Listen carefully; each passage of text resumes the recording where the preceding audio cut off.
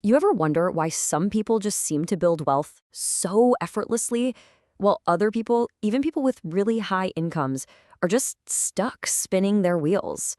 We're taught that being rich is all about making a ton of money. But you know what? The truth is a lot simpler, and honestly, a lot more powerful than you might think. It really all comes down to psychology. So, just for a second, picture it. When I say a wealthy person, what's the first image that pops into your head? Is it a flashy sports car, a huge mansion, designer clothes? Okay, hold that image in your mind because we are about to completely flip it on its head. This is the great illusion. On the left, you've got what we're told wealth looks like, all the shiny, visible status symbols. But on the right, that's the reality. See, true wealth isn't about the stuff you can see. It's the assets you don't see. It's the index funds, the real estate, the businesses that are just quietly growing in the background. Okay, let's really dive into this because understanding this one single distinction is the foundation for absolutely everything else. Once you get this, it changes how you see every single dollar you earn and every dollar you spend. It's a total game changer. So first up, let's talk about being rich. Being rich is all about your current income. It's cash flow.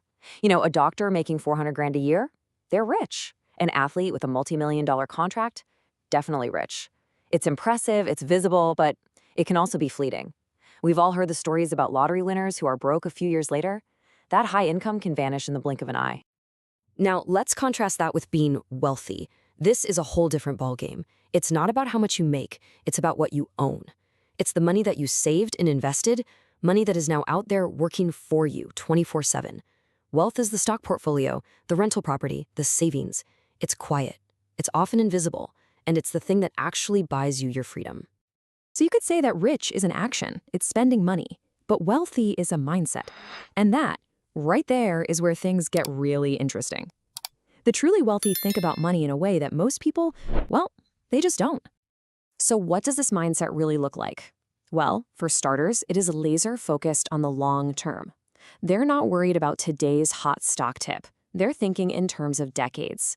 They have emotional discipline, so they're not panic selling when the market gets a little shaky. And this is a big one. Their goal isn't the new fancy car, it's independence. It's the freedom to wake up and do whatever they want with their day.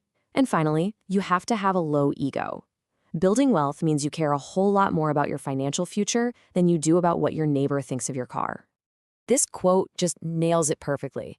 Every single time you see someone driving a $100,000 car, what you're really seeing is $100,000 that isn't working for them, that isn't compounding an investment account for their future.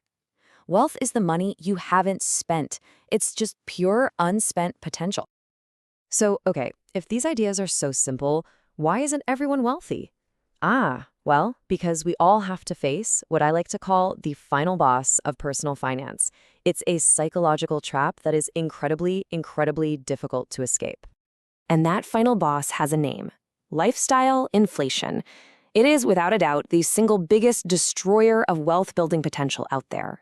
It's that oh-so-natural tendency to just spend more every time you make more, which pretty much guarantees you never actually get ahead.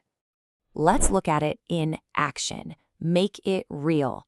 So here's a pretty typical scenario. Someone's making $60,000 a year, and they're doing great. They're saving $6,000, a solid 10%. They are absolutely on the right track.